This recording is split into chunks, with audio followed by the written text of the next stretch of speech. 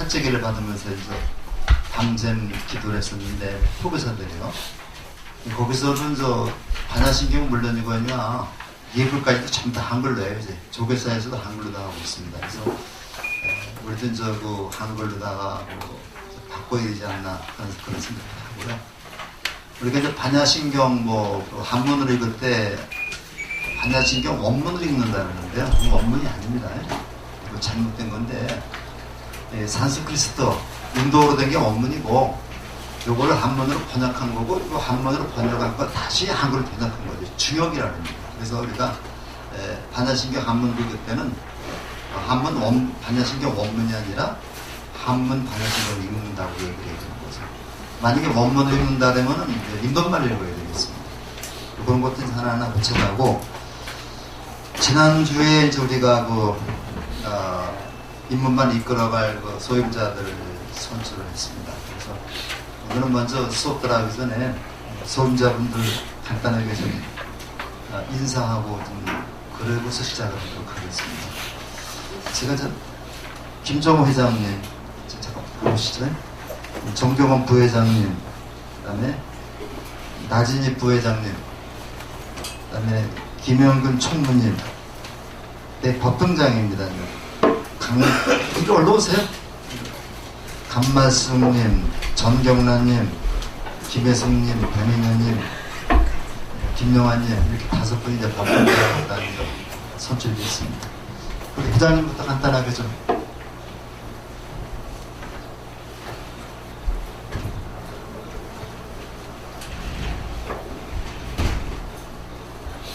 다시 한번 뜻있는 이 자리에 이렇게 모이게 되신 데 대해서 감사하게 말씀드리고 이 교육이 끝난 이후에도 저희들이 글자라는 어떤 모임 테두리를 벗어나더라도 수교 장사가 한 모체가 되지 않겠나 이런 생각이 드는데요. 대학방도 들으셔서 하시고 또 자주 얼굴을 뵈면서 우리가 힘을 할 수 있는 그런 자세로 이루어지기를 저는 기대하고 있습니다. 무엇보다도 여기 오신 분들은 벌써 1차적으로는 성공하신 분들이에요. 시장이 벌써 반이라고 그러지 않습니까? 이런 과정에서 끝나는 날까지 교육에 충실히 임해주시고 특히 바쁘시지만 이렇게 이런 시간을 통해 가지고 자주 이렇게 뵌다라는 건 상당히 어려운 일인데 항상 마음속으로 이렇게 선물하시면서 좋은 마음으로 제가 인도하겠습니다. 감사합니다.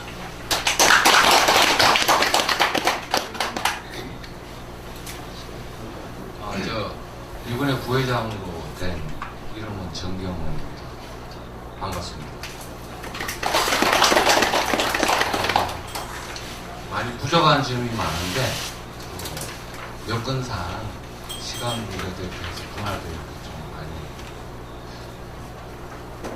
뜻하지 않게 부회장 자리를 갔는데 부족한 점이 많지만 열심히 뜨거운 마음으로 공부도 열심히 하고 저희 회장단에 조금이나마 도움이 될 수 있도록 열심히 하겠습니다.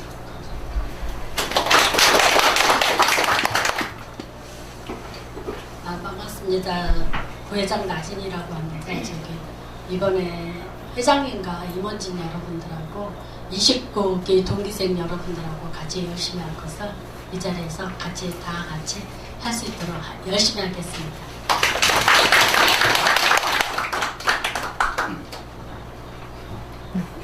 안녕하세요. 법등장 김영아입니다. 제가 이번에 처음 들어와서 어떻게 해야 될지 모르고 해서 제 마음을 여기다 꼭 묶어놓으려고 법등장을 맡았습니다. 그래서 임무가 끝날 때까지 제게 주어진 소임 열심히 하겠습니다. 안녕하세요. 법등장 김영입니다. 아니 제가 불교대학에 다닌다 그러니까 우리 애들이 엄마 그 나이에 무슨 대학이냐고 막 그러는데 대학이 이렇게 재밌는 대학은 이 세상에 진짜 없을 것입니다. 전 여기만 오면 웃음이 저절로 나와요. 너무 좋아가지고. 우리 저기 공덕장님은 어머님 같이 맨날 이렇게 반겨주시고 체구는 작으시지만 엄마같이 포근한 그런 면으로 우리를 반겨주시니 우리 모두 빠지지 않고 맨날 오시고 또 제가 몸을 불살라 봉사하는 걸 좋아합니다. 열심히 봉사하겠습니다. 안녕하세요. 법등장 김예숙입니다. 앞에서 말씀하신 대로 똑같이 따라서 같이 가겠습니다. 감사합니다.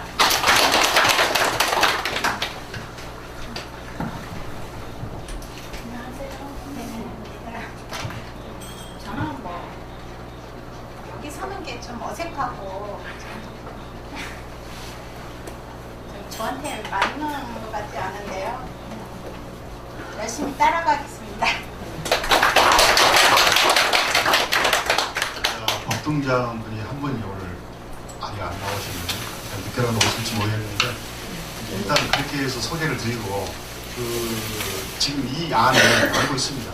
이 안에 조업 편성이 사실은 돼 있습니다. 이 부분인데 아직까지 좀 낯이 좀 서투르고 이런 부분이 있는 부분에 대해서는 오늘 교육이 끝난 뒤에 잠깐 미팅을 통해서 이렇게 얼굴을 마주할 수 있는 기회를 갖도록 만들어 보겠습니다. 이렇게 아시고 이번 우리 29기에 인문반 충무를 사실은 한 50%가 제가 추천을 하고 50%는 본인이 그냥 이렇게 잘 한번 해보겠다고 하시는 분이에요. 무엇보다도 우리가 처해 있는 이 교육 과정이 짧지만 제가 볼 때는 나름대로 이제 뭐 다가라든가 커피라든가 또는 어떤 미팅을 통해서의 사람이 모이게 되면은 어떤 금전적인 문제도 또 대두가 되고요. 그 다음에 앞으로 성기순례라든가 이런 어떤 행사들이 우리 전에서도 했지만 우리 나름대로 또 진행해야 될 부분이 있기 때문에 총무의 역할이 아주 대단히 큽니다. 나름대로. 그래서 아주 그 미흡한 속에서도 또 공부하실라, 나름대로 또 신경 쓰실라, 우리 또 29기 인문반 우리 국자님들의 또 성함도 다 외우실라, 우리 총무님의 역할이 아주 크지 않을까 이런 생각을 내 나름대로는 해봅니다. 그래서 총무님한테 마이크를 드리면서 열심히 해달라고 부탁을 드리겠습니다. 반갑습니다. 김영태입니다. 29기 총무를 맡은 김영현인데요. 어찌됐든 여기 수미정사라는 곳을 와 있고 또 우리 건강하게 맑은 정신으로 공부 열심히 해서 좋은 지식을 습득해서 모든 분들이 가정에 행복할 수 있도록 최선을 다하고 그리고 29기를 최선을 다하겠습니다. 어찌됐든 최선을 다하겠습니다. 많이 도와주십시오. 감사합니다. 또 격려하겠습니다. 격려.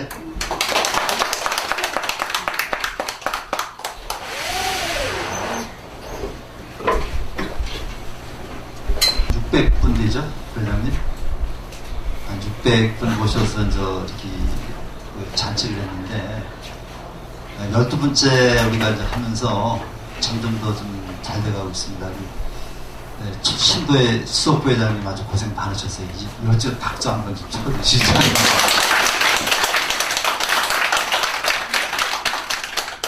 그리고 이제 소임자들 인사하니까 우리 부회장님 아주 얼굴에서 미소가 떠나더라. 그리고 이제 우리 생각보다 굉장히 많이 오셨습니다. 오셔서 이렇게 여러 가지로 도움을 주셨는데 이게 절에 오면은 같이 도반들 만나서 봉사하고 담소하고 하는 이게 바로 부처님의 가르침입니다. 우리가 책을 통해서 배우는 것뿐만 아니라요. 그래서 오늘은 불교 입문으로 들어가겠는데 간단하게 우리가 항상 의식을 합니다. 우리가 공부하면서 의식을 하고 오늘은 초하루 법회가 하고 있습니다만 우리 불교의 의식은 이렇게 세 단계로 나눠질 수 있어요. 첫 번째는 입제입니다. 입제, 그 다음에 기도, 요 기도가 우리 수행정신이라고 해서.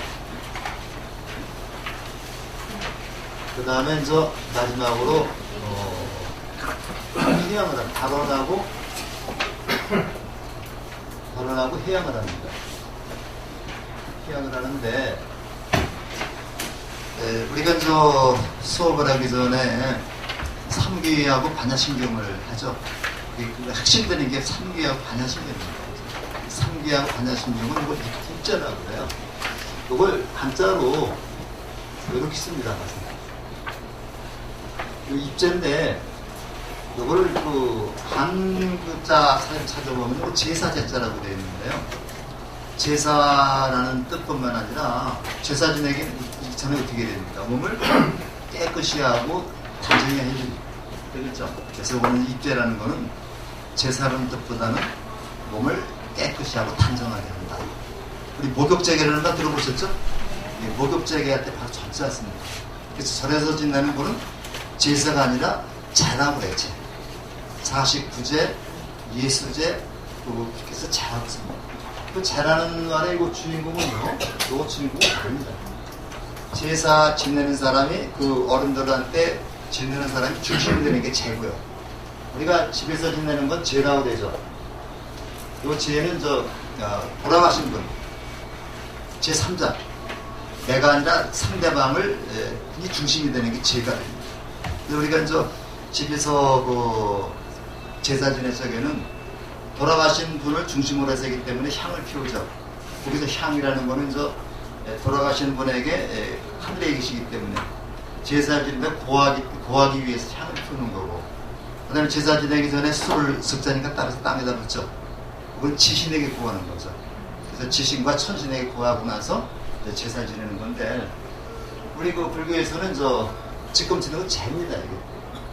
내가 중심이 돼서 돌아가신 여러분들, 또 주인이 있고 없고 그런 분들한테 모두 와서 좀 잡수시라고 하는 게 죄죠.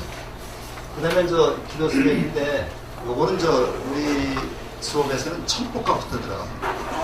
청법과부터 들어가서 수업이 딱 끝날 때까지가 기도 수행 정진이 됩니다. 우리 법회에서는 반야신경이 끝나고 그다음부터 스님이 이렇게 직전을 해서 이렇게 법회를 하죠. 이것이 기도 정진이 되겠습니다. 그다음에 요 발언 또는 우리가 발언이라고도 그러고요. 우리는 정근이라고 정근을 합니다.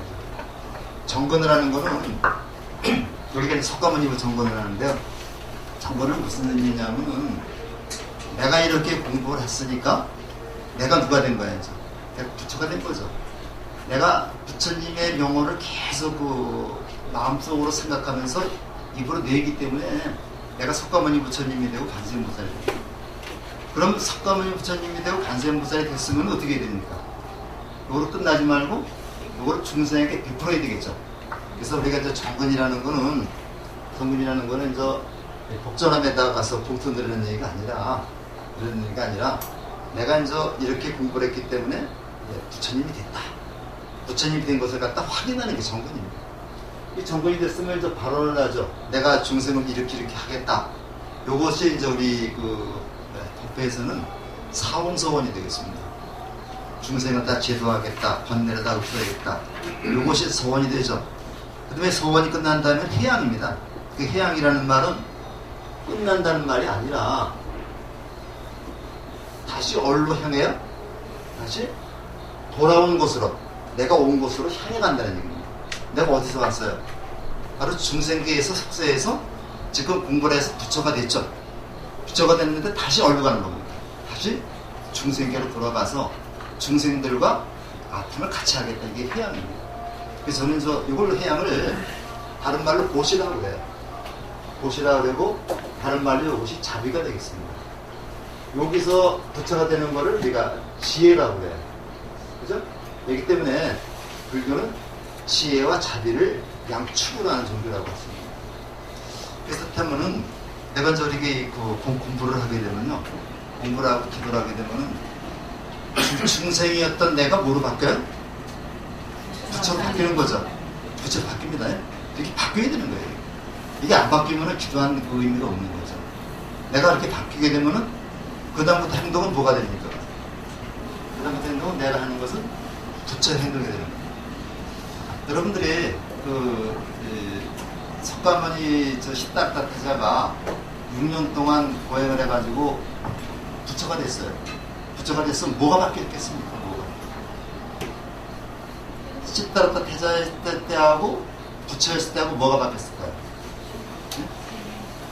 화장실 안 갔을까요? 밥 안 먹어도 되지 않았을까요? 뭐가 바뀌었냐면 생각이 바뀌었어요. 생각이 바뀌었다. 이 생각을 우리가 조금 어려운 말로 관념이라는 거예요. 내가 중생이라고 하는 관념에서 내가 부처라는 관념으로 바뀌는 거예요. 내가 중생이라고 자체하면 뭐예요? 중생 노릇밖에 못하죠. 탐진치 욕망이 삽답해 있어요.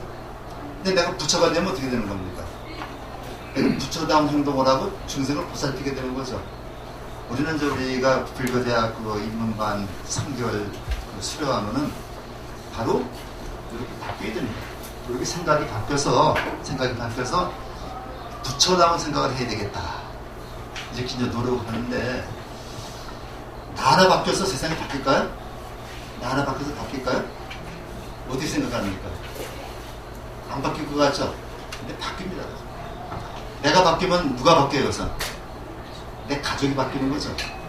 내 가족이 바뀝니다. 내가 맨날 술만 먹고 나쁜 짓만 하다가 그렇게 했는데, 그래서 맨날 집에 가면 싸움만 했었는데, 어느 날 술 딱 끊고 사람이 바뀌어지면은 집에서 집안이 화목하겠죠.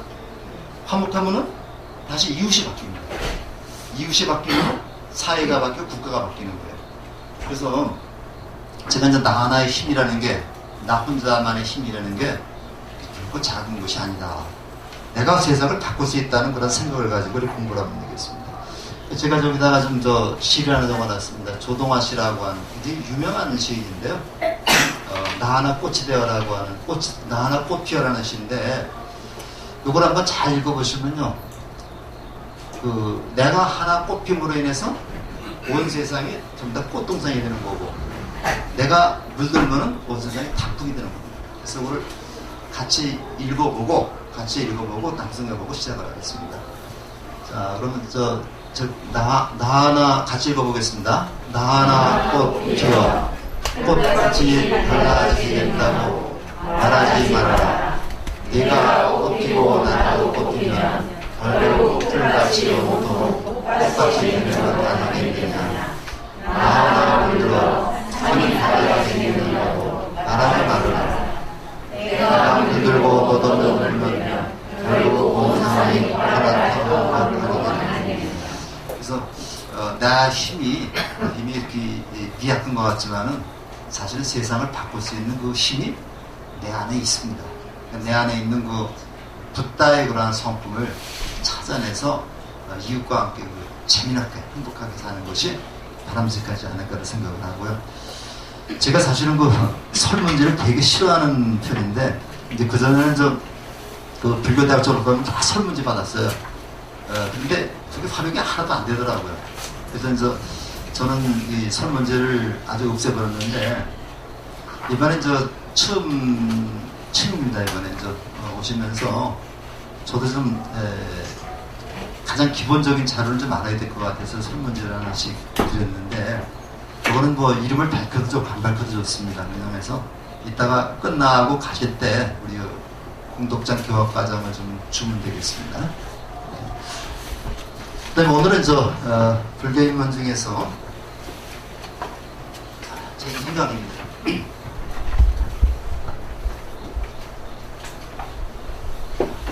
우리가 무엇을 믿고 이룰 것인가. 그래서 오늘은 믿음의 중요성과 불보살님들, 이거 두 번째 시간을 하도록 하겠습니다.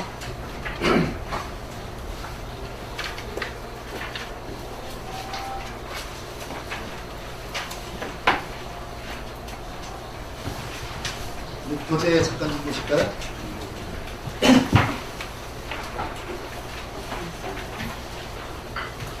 교재 34쪽을 좀 보세요. 그거 한번 앞에 같이 좀 읽어볼까요? 자, 부처님께서 같이 읽어보겠습니다. 부처님께서 사이상 기원정사에 계실 때 강 건너에 있는 성문이 포악하고 성문에 대한 마음을 가진 사람들을 지도하기 위해 편을 썼다. 평소 기적을 일으키는 것을 엄격히 금하셨던 부처님이지만 부활을 위해 신통력으로 한 사람을 강문으로 걸어오게 했다. 마을 사람들은 눈을 의심했다. 그래서 그 사람이 강의를 걸어와 부처님께 장중하게 전하자 마을 사람들이 불려와서 물었다. 우리는 옛날부터 이곳에 살았지만 우리를 걸어서 강을 건넌 사람을 보지 못했어. 어떤 맛을 쓰기에 우리를 걸어올 수 있었어. 그 사람이 말했다. 나는 강의 남쪽에 살고 있는 사람이요. 부처님께서 이곳에 사신다는 이야기를 듣고 어려워했지만 강물 때문에 오지 못했어. 그래서 사람들에게 강이 얼마나 깊은지를 물었더니 방법 정도밖에 안 된다. 그냥 듣고 그냥 강을 건넜을 뿐 내가 무슨 맛을 썼던 것은 아니고 부처님께서 그의 말을 듣고 말씀하셨다. 참으로 훌륭하다. 믿음과 정성만 지녔다면 생사의 깊은 강도 건널 수 있었거든. 열리의 강을 건너 신기하게니까. 복부 비경이라고 하는 경전에 나와 있는 말씀인데요. 뭐를 얘기하는 겁니까? 믿음의 중요성을 말하는 거죠. 우리가 보통 그 믿음하면요, 이웃종교에서만 믿음을 얘기하는 것 같은데, 사실은 우리가 믿는다는 것, 이 믿음이 없다면요, 아무것도 이룰 수가 없는 거죠. 손자병법에도 그런 얘기가 있습니다.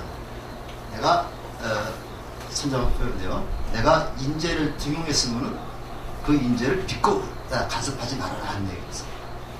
내가 어떤 사람한테 왕이 어떤 사람을 뭐 영의정으로 또는 판서로 앉혔다, 장관으로 앉혔다 그러면 그 사람이 장관으로 앉게 하기까지는 굉장히 고민을 많이 하겠죠.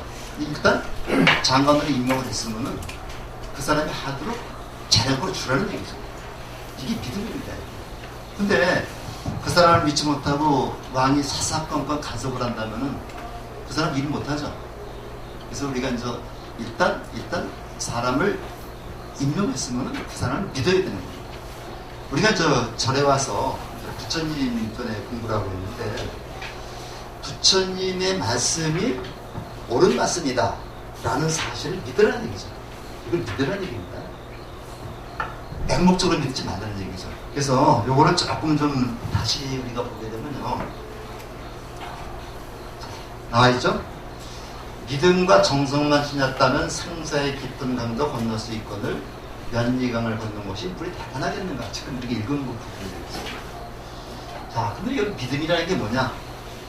믿음이라는 건 우리가 맹목적인 믿음이 있습니다. 그냥 무조건 믿는 거죠.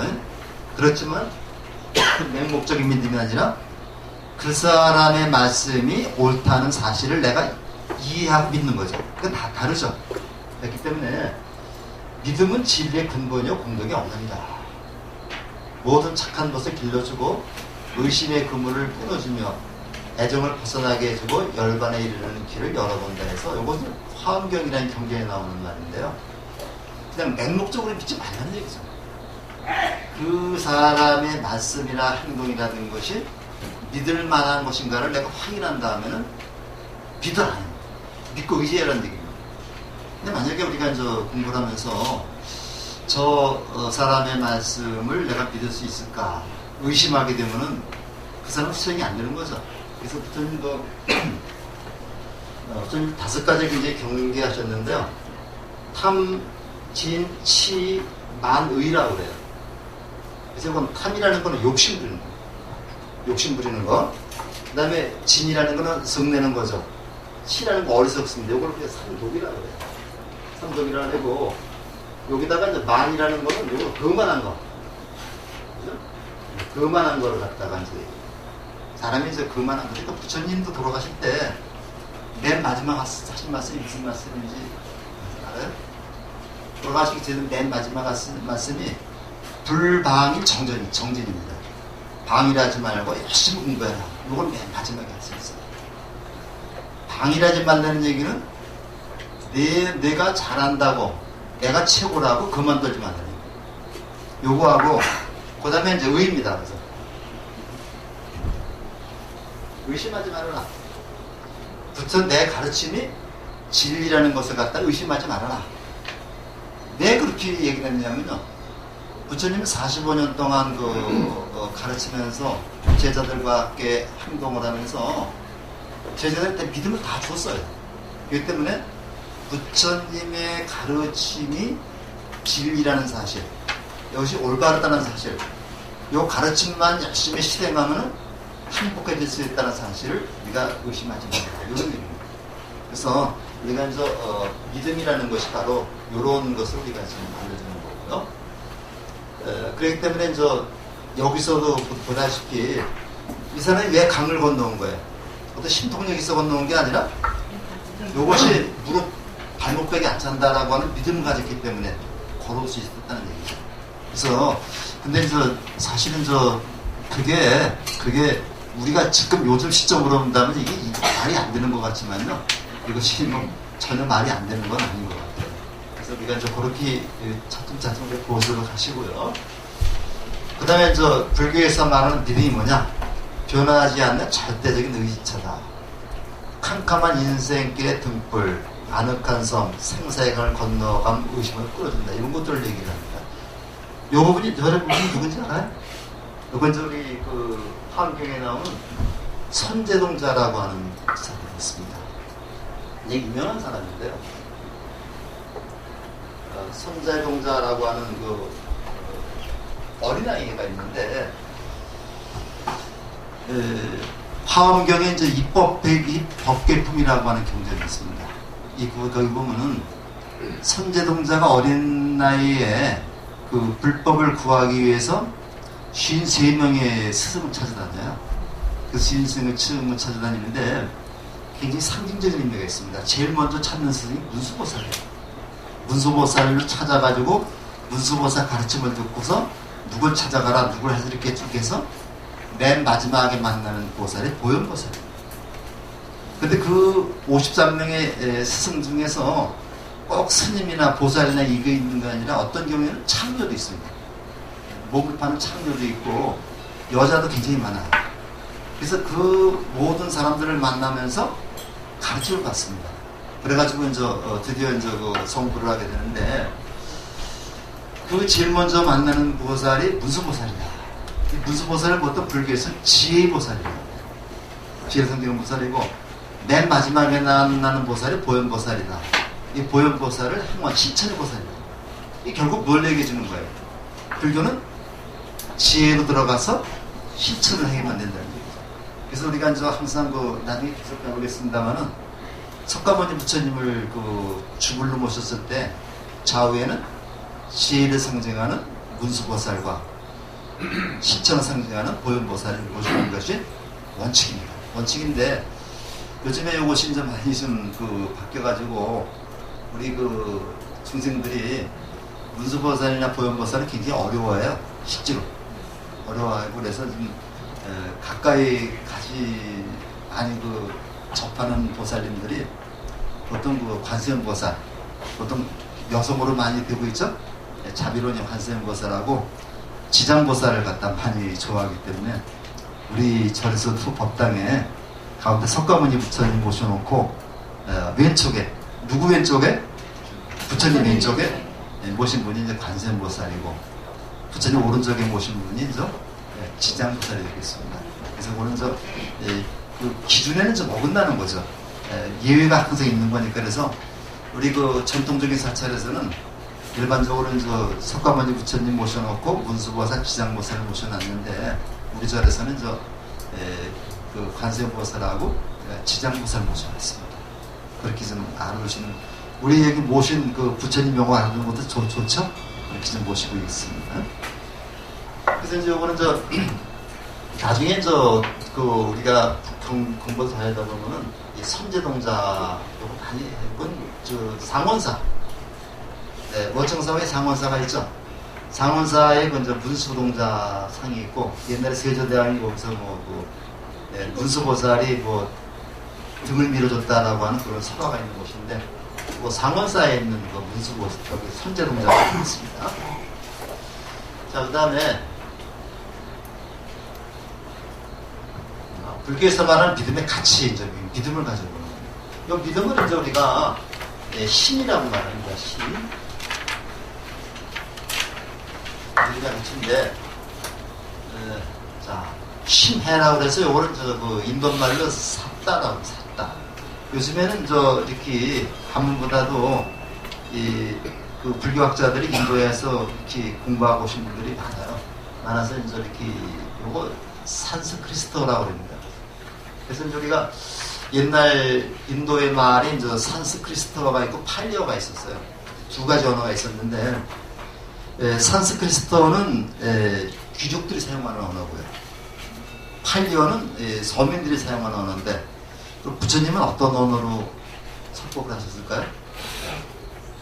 확실하지는 않지만 대체로 학자들은 팔리어로 설법을 하셨을 거다라고 추정하고 있습니다. 근데 팔리어는 문자가 없어요. 말만 있고 문자가 없습니다. 우리 말도 마찬가지죠. 우리 말도 세종대왕이 한글을 창제하기 전까지는 말만 있었고 문자가 없었죠. 뭘 빌려다 쓴 거예요? 한문을 빌려다가 향찰이라든가 이두라든가 이런 식으로 바꿔서 표현했던 거죠. 그 다음에 이제 우리 정식으로 우리 여기에 맞는 문자를 만든 것이 훈민정음이 되겠습니다. 그래서 이제 요게 나중에 이제 결과적으로 이제 이 인도에서는요 외우는 걸 굉장히 잘해요. 그래서 우리가 이제 아난 같은 경우도 부처님의 말씀을 다 외웠던 겁니다. 다 외워가지고 그걸 다시 다 기억해내서 이제 경전을 만든 거거든요.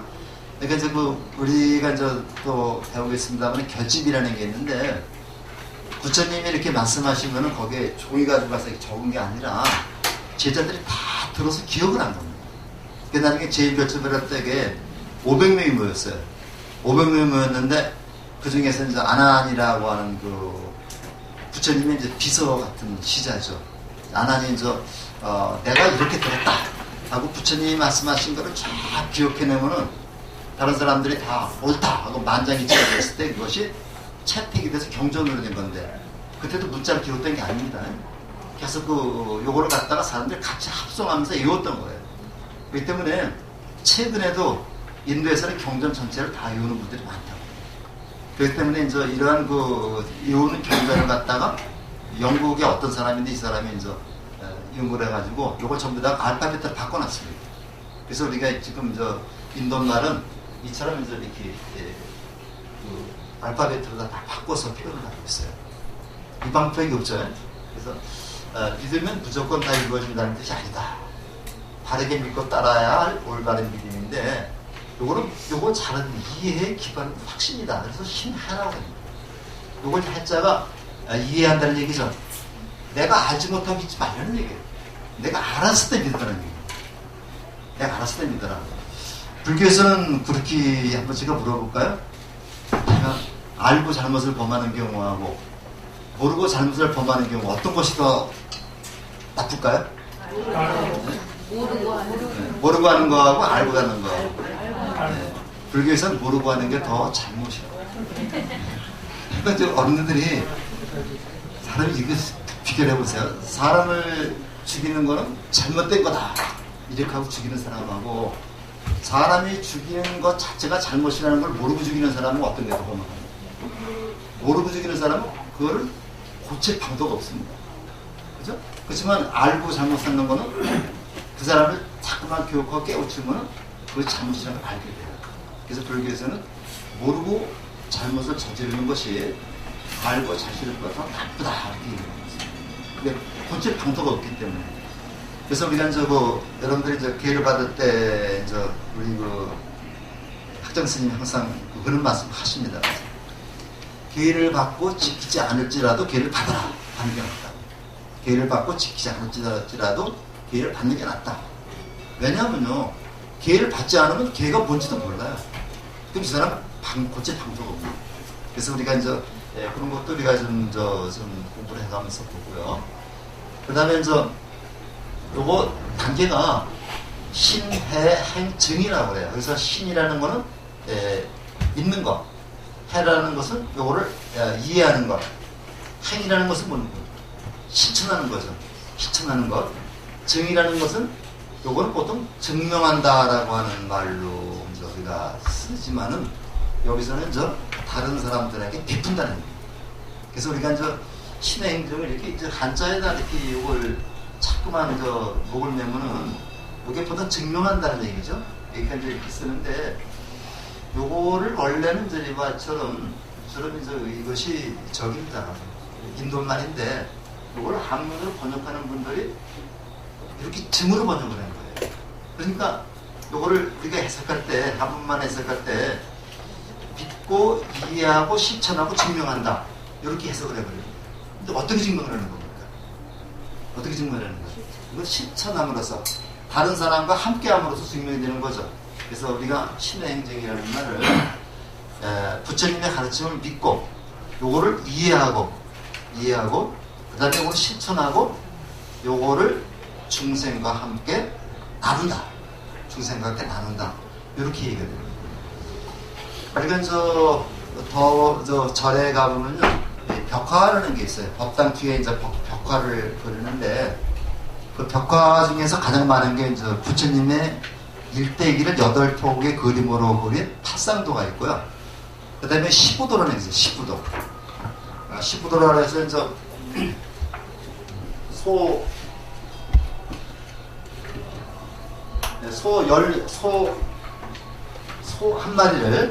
한 마리를 이제 도망을 가버렸죠.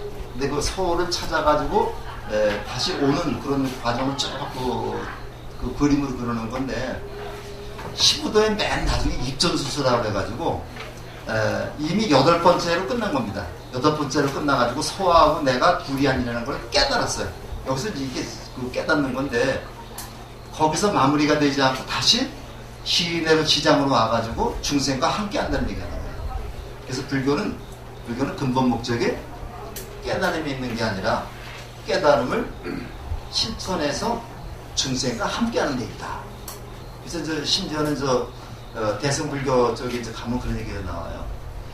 안욕따라 삼맥삼거리가 이제 우리가 깨달음이라고 얘기를 하는데, 또는 반야바라미를 깨달음이라고 얘기를 하는데, 반야바라미는 완전한 깨달음이 아니다. 완전한 깨달음이 아니다. 그럼 뭐가 완전한 깨달음이냐? 다시 중생계로 와서 중생과 함께하는 것. 그래서 우리가 이제 부처님의 일대기를 우리 대학관에서 이제 배우게 되는데, 이게 굉장히 상징적인 의미가 있어요. 부처님이 그 사문유관이라 해가지고 결혼하고 나서 라우라라는 아들을 낳은 다음에 출가를 하죠.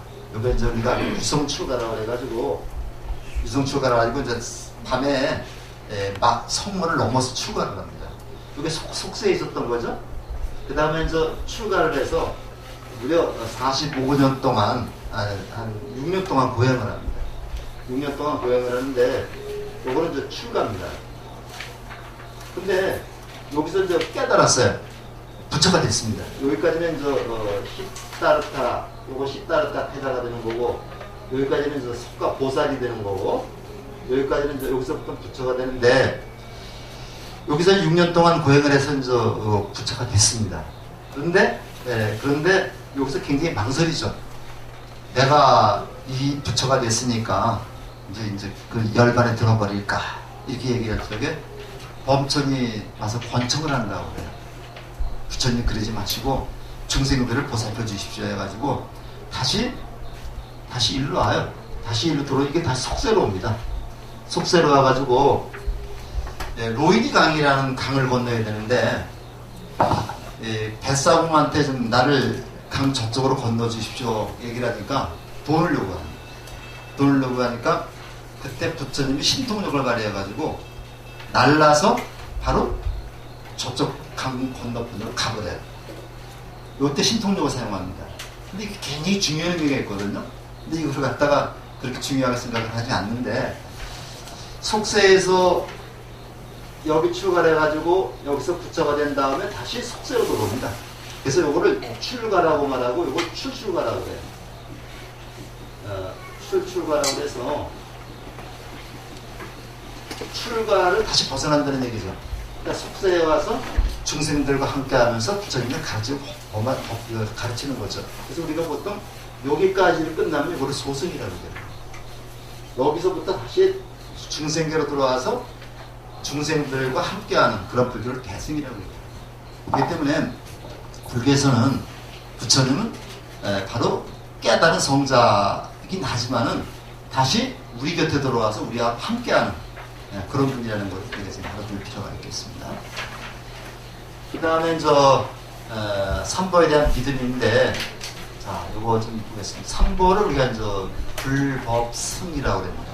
이거는 부처님, 요거는 부처님의 가르침을 법이라고 그래요. 요거는 부처님의 가르침을 배우고 실천하는 승가. 승가이고는 우리가 보통 스님들만 뜻하는 게 아니라 사부 대중은 다 뜻하는 그런 말씀이 되겠습니다. 교재에 좀 한번 볼까요? 요 빨갛게 돼 있는 말은 전부 다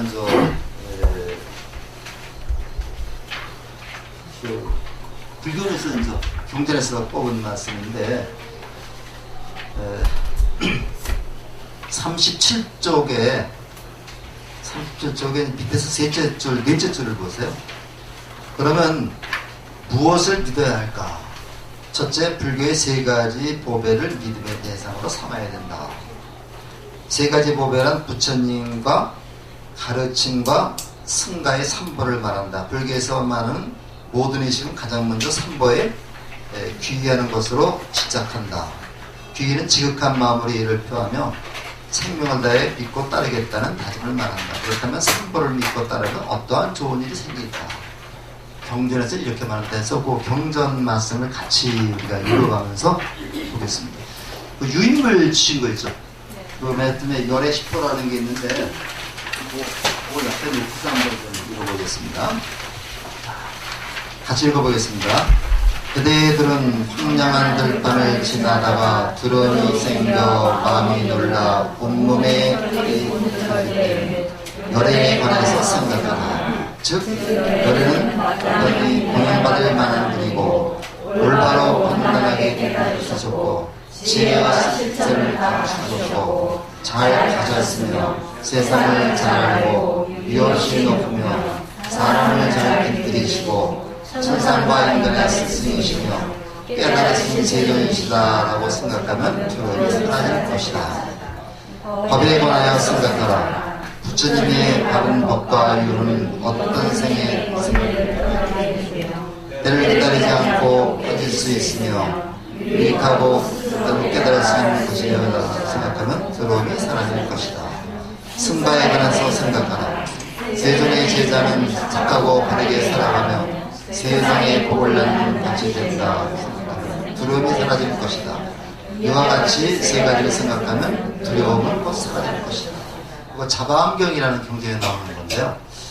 네, 부처님이 우리가 살면서 이 두려움이라고 하는 거, 두려움이 만약에 없다고 한다면 어떻게 했습니까? 가서 종교가 필요하지 않겠죠. 우리가 두려움에서 가장 극단적인 것을 죽음이라고 할 수 있어요. 죽음이라고 할 수 있는데, 이 죽음의 문제를 해결하기 위해서 모든 종교가 생긴 거고, 또 부처님도 그러기 위해서 출가를 했던 겁니다. 부처님의 생애를 보면 이런 얘기가 나와요. 부처님의 아버지가 숫도다나왕, 우리가 정반왕이라고 말하죠. 숫도다나왕의 아버지인데, 숫도다나왕은 항상 이 아들인 시다르타 태자가 출가감에 걱정이 됐습니다.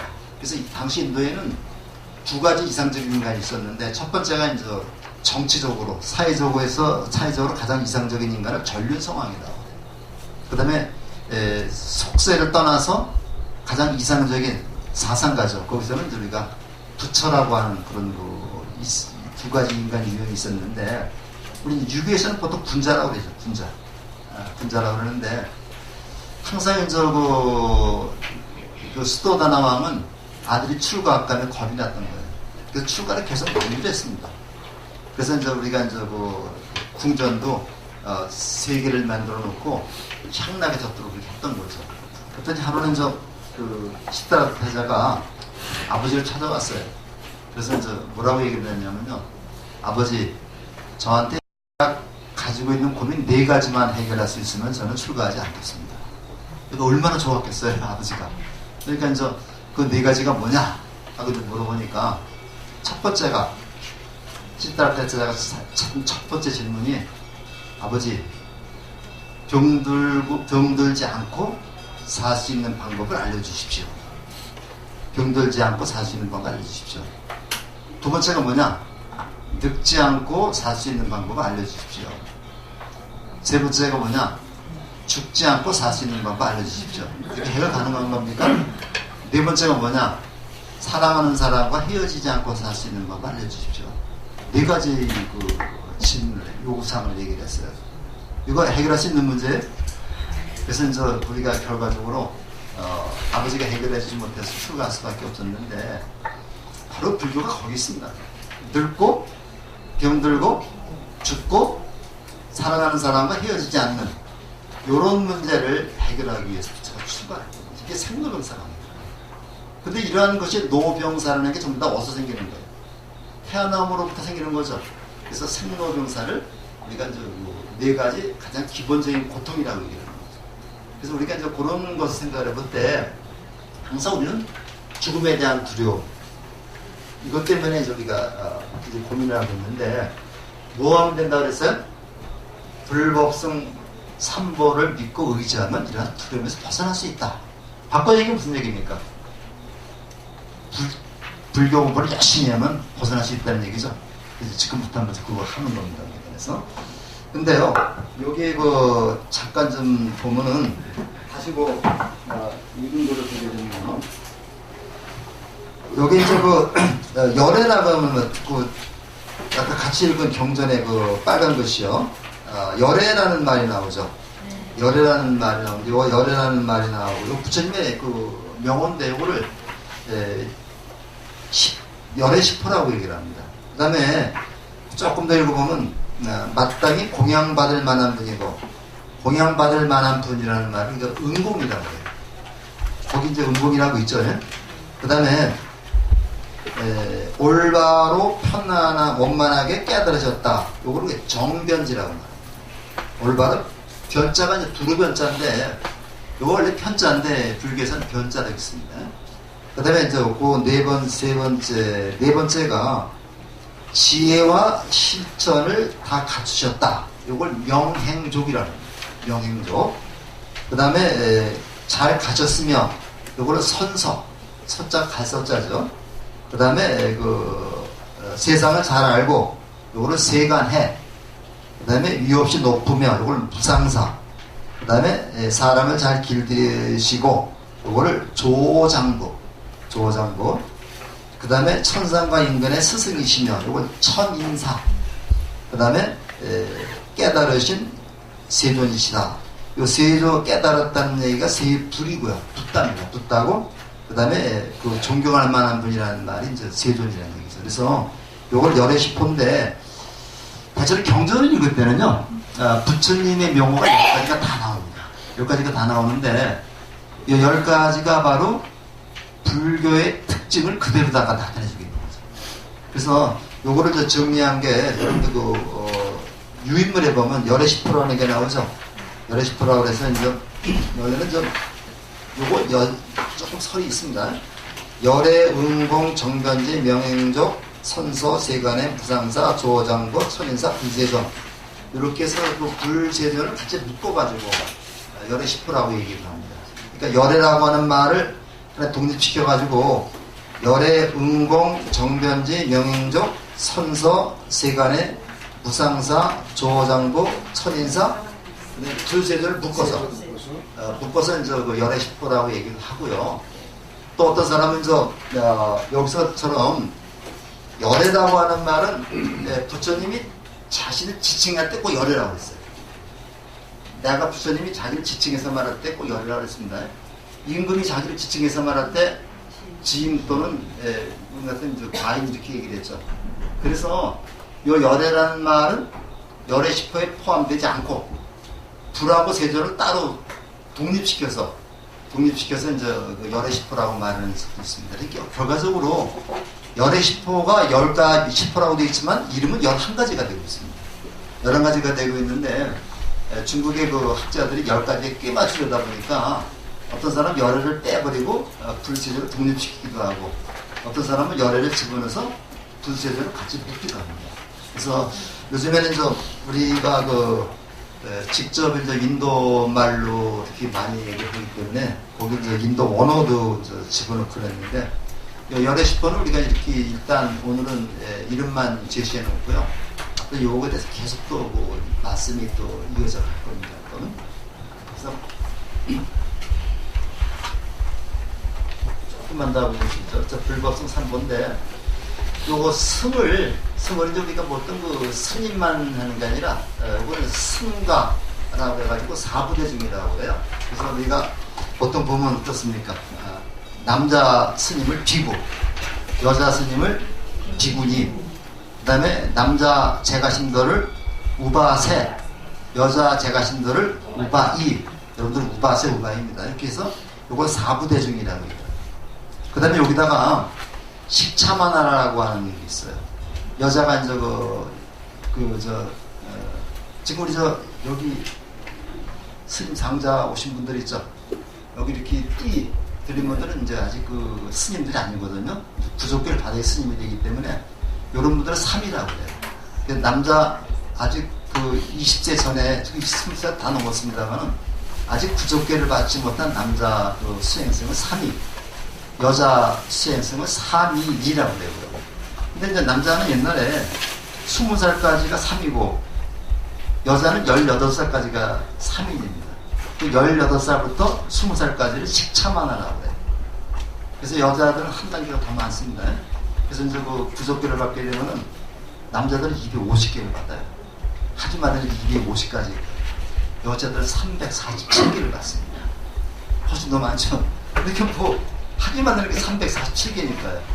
그래서 이거는 남녀 차별이라는 게 아니라 여러 가지 이제 성적이나 모르는 것 때 인도에서는 전부 다 바깥에서 자고 그래서 그래서 여자들은 더 조심할 게 많기 때문에 그렇게 기회가 많은 거고 여자를 차별해서 그런 건 아닙니다. 그래서 비구, 비군이 우바세, 우바이에다가 3인이 식차만화 이렇게 7셋에서 해가지고 7부 대중이라는 말을 씁니다. 그래서 4부 대중이라고 그러고 7부 대중이라고 그래요.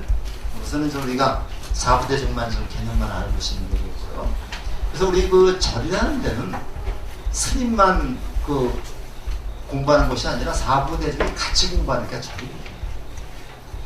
그 다음에 이제 귀라는 말은 지극한 마음으로 믿고 따르는데 요거를 이제 우리 인도 말로는 나모라고 그래요. 나모. 요걸 나모라고 그러는데 우리 이제 그래서 우리 반야신경에도 천수경에도 나무라 다나다라야 나오죠. 그건 나무인데 요걸 한문으로 번역하는 사람이 이제 요거를 요렇게 번역을 했어요.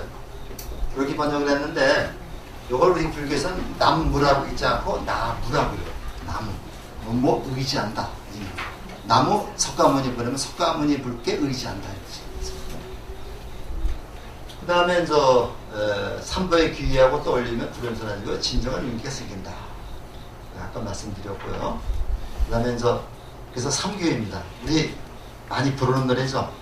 거룩한 부처님께 귀의합니다. 거룩한 가르침에 귀의합니다.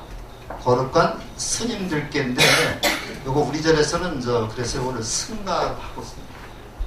우리 절에 바꿨고 조계사 앞에 가면 동산불교대학이 있는데 동산불교대학에서는 우리도 훨씬 먼저 바꿨어요. 거기서 거룩한 승가께 귀의합니다. 이렇게.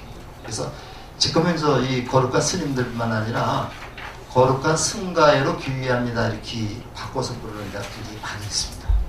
우리 절도 그런 의미에서 굉장히 선구적인 절이라고 할 수가 있겠습니다. 조금만 쉬었다 할까요? 10분에 시작하겠습니다.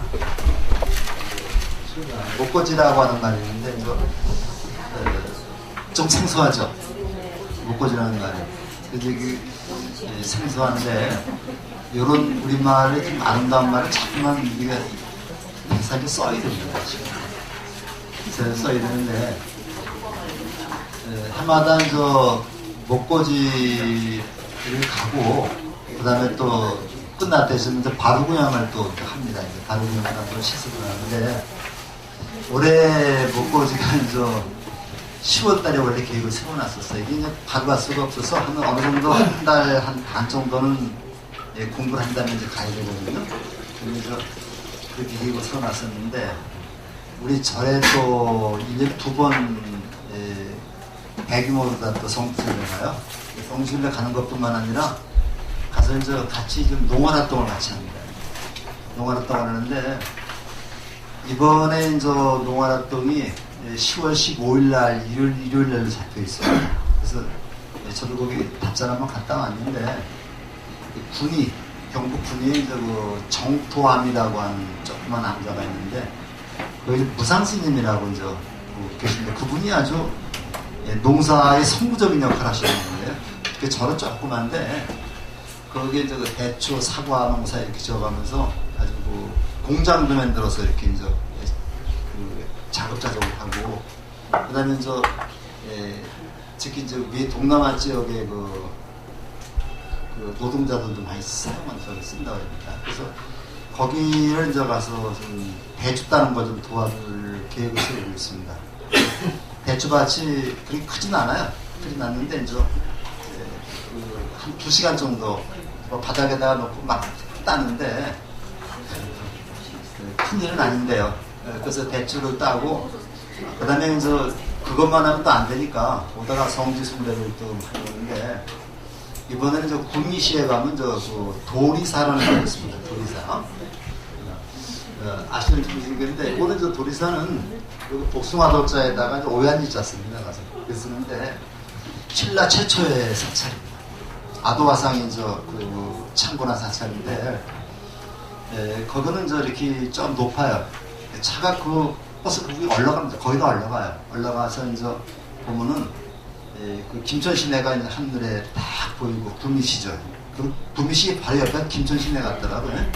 딱 보이는데 굉장히 시원하고 거기 이제 그 석가세존 사리탑이 있는데 그거를 보수하는 과정에서 부처님 진신사리 한과가 발견이 됐어요. 그래서 그 한과를 따로 모셨습니다. 따로 모셔서 거기다 이제 정멸보공이라고 하는 정멸보공도 있고 아도화상 그 동상도 있고 그다음에 이제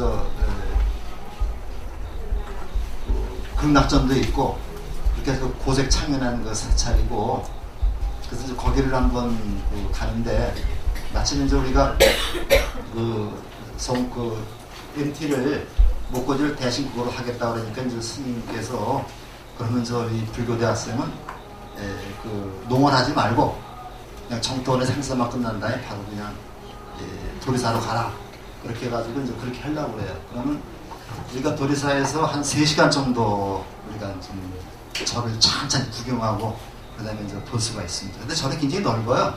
넓고 이제 볼 게 굉장히 많습니다. 그래서 거기 또 우리 야외법당이 있으니까 야외법당에 가서 또 우리끼리 또 이렇게 행사도 하고 그러려고 그럽니다.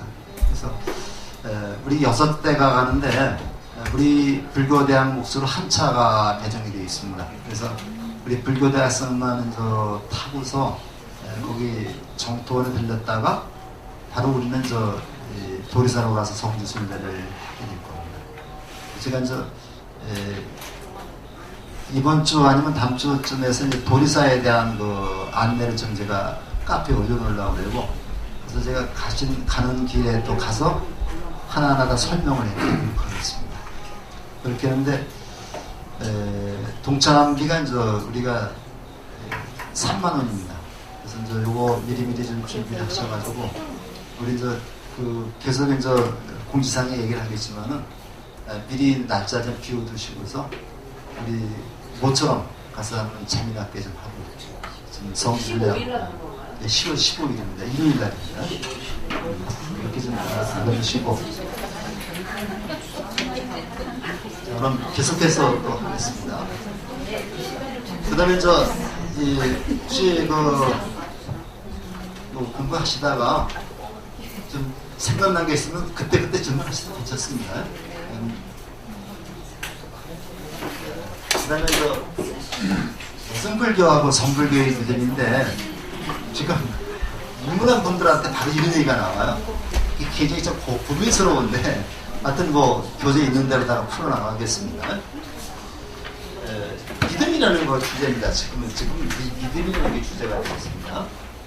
자, 이 육념이라고 하는 게 나오는데, 이 염자라는 게요. 염자라는 게 이제 우리가 보게 되면 요게 무슨 글자예요? 이제 글자죠.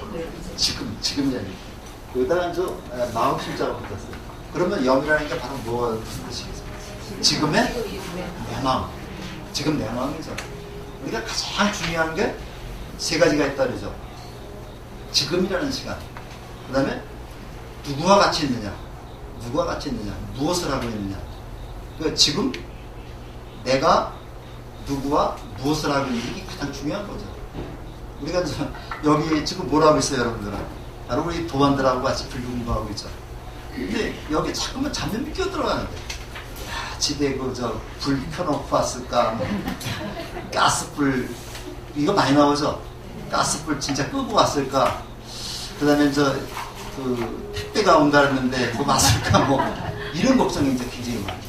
근데 그런 걱정이 사실은 망상이겠죠. 이거를 갖다가, 그건 그때 생각해도 되고요. 그 다음에 지나는 거. 우리가 과거, 현재, 미래라고 그러는데, 우리 금강경에 보면 과거 심불가득, 현재 심불가득, 미래 심불가득이 나와요. 과거의 마음도 없고, 현재의 마음도 없고, 미래의 마음도 없는 겁니다.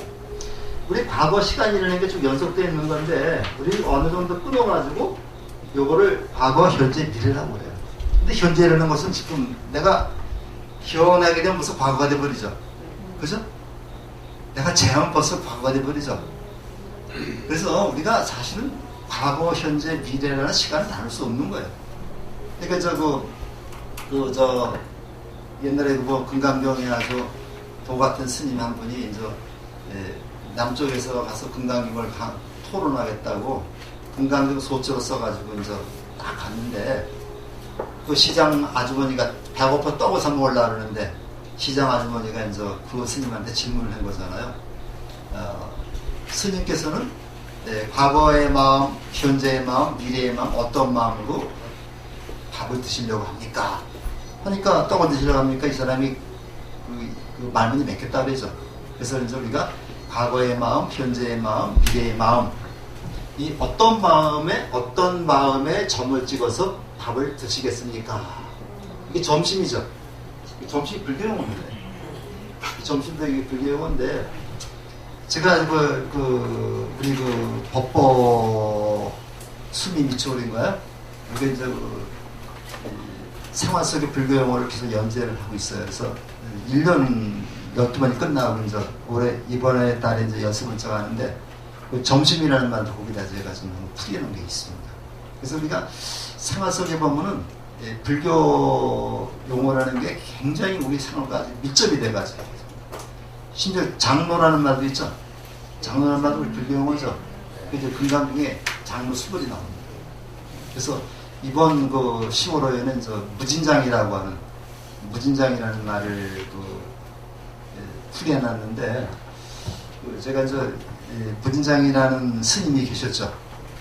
무진장 스님 기억은 나세요 혹시?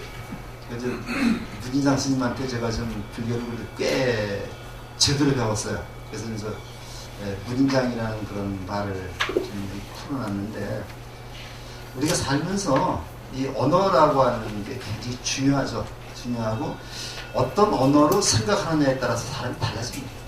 우리가 이제 영어에서 많이 하는, 영어를 쓰는 사람은 영어로 생각하는 거하고 한국어로 생각하는 거하고 한문으로 생각하는 게 달라요. 그래서 우리는 건전한 한국 사람이 되기 위해서는 한국어를 사용하면서 생각을 펼쳐나가야 됩니다. 근데 심지어는 어떤 사람, 예를 들어서 복고이들이나 몇몇 사람들은 우리 공식 용어를 영어로 바꾸자, 이런 주장을 펴는 사람도 있거든요. 그러면 우리 한국 사람 없어집니다. 그래서 우리가 그 사람이 사용하는 언어가 얼마나 중요한가 하는 것을 알 수 있는데, 바로 이 과거, 현재, 미래 좀 얘기가 새 나갔습니다만은, 우리가 현재 지금 이 순간에 어떤 생각을 가지고 있느냐, 이게 바로 육념입니다. 그래서 3보니까 염보가 되겠습니다. 3보니까 염불, 그죠? 염불, 염법, 염승입니다. 그래서 내가 지금 이 순간에 부처님을 생각하고, 그 다음에 부처님의 가르침을 생각하고, 그 다음에 스님들 생각한다. 근데 이게 그냥 단순한 생각이 끝나는 게 아니라 내가 그 사람을 생각하면서 내가 그러한 역할, 그러한 경지에 이르도록 내가 노력을 하는 겁니다.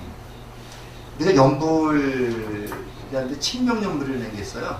석가모니를 또는 관세음보살을 이렇게 계속 부르면서 내가 기도하는 게 칭명연불이라고 하거든요. 근데 내가 관세음보살 하는 거는 그냥 입으로만 건성하는 관세음보살은 아무 의미가 없습니다. 내가 진정 마음속으로부터 관세음보살을 부르면서 머릿속에는 관세음보살을 떠올리고 그 다음에 마음으로는 관세음보살이 되도록 내가 노력하는 것. 이게 연구예요. 우리가 여기 정문을 석가모니를 정문합니다만은 형식적으로 하는 건 의미가 없죠. 내가 이렇게 공부를 했으니까 내가 석가모니 부처님 명호를 부르면서 생각을 하면서 내가 석가모니 부처님이 되도록 내가 힘쓰겠다. 이게 정근입니다. 이게. 그래서 우리가 항상 육령이라는 게 부처님을 생각하고 가르침을 생각하고 그 다음에 스님을 생각한다. 그 다음에 계율은 염계죠. 염계입니다. 염계인데 우리가 계율이라고 그래요. 율이라고 그러는데 요 계하고 율은 다릅니다. 이게. 달라가지고 계라는 것은 내가 스스로 지키는 게 스스로 지키기 때문에 내가 이거를 지키지 않았으면 내 마음의 가책을 느낄 망정 다른 사람의 제재를 받지 않습니다. 우리가 5개를 받았죠. 5개에 무슨 뭐라 그래? 가장 5개가 있는데 산 것을 죽이지 말아라. 쭉 나오면서 뭐가 나와요? 불음주가 나오죠. 술을 마시지 말라. 근데 5개를 받고 술 안 마시는 사람 쉽지 않죠. 저도 이제 5개를 받은 지 한 30-40년 됐는데 5개를 받고 나서도 여전히 술을 마신다. 그렇죠? 그러니까 이거는 내가 술 마셨다 그래서 뭐 불교 집안에서 파문당하거나 이런 거 아니잖아요. 근데 술은 술 얘기가 나왔으니까 술 어떻게 마셔야 되는 거예요? 제가 가르쳐 드릴게요. 요 술주자 이렇게 쓰죠. 이렇게 쓰죠. 요거를 다시 나누면은 요 30은 물수변이고 30은 물수변이고 요게 뭐예요? 요게 무슨 글자입니까? 올해가 무슨 해예요? 올해가 무슨 해예요? 정인이에요, 정인은. 그리고 닭이는 닭. 그게 닭 글자입니다, 닭. 근데 닭이 물 마실 때 어떻게 마셔요? 한 번 물어서 하늘 보고 삼키고 또 한 번 물어서 하늘 보고 삼키고 그러죠. 요렇게 술을 마시는 거예요. 그러니까 술을 무조건 원샷해서 그냥 끝까지 마시는 게 아니라 조금 나누어 마시면은 내가 술에 지배를 받지 않는다. 또 옛날 사람들이 굉장히 슬기롭게 술주자를 만들어놨어요. 그래서 저는 항상 이런 마음을 가지면서 저는 절대로다가 한 잔을 그냥 마시지 않습니다.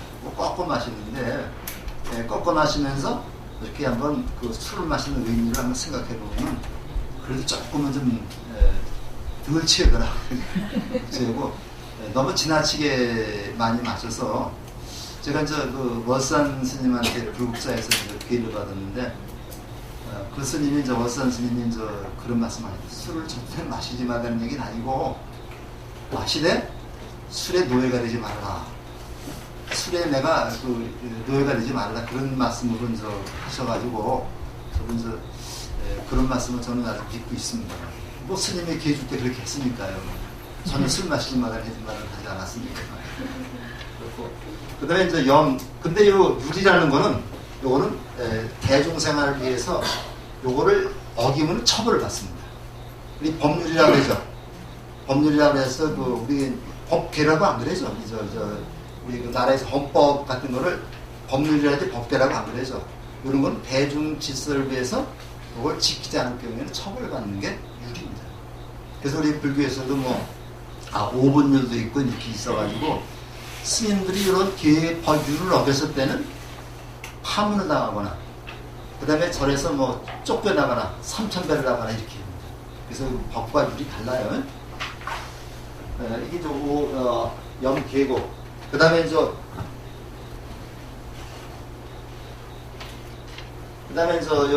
보시는 염시라고 그래요.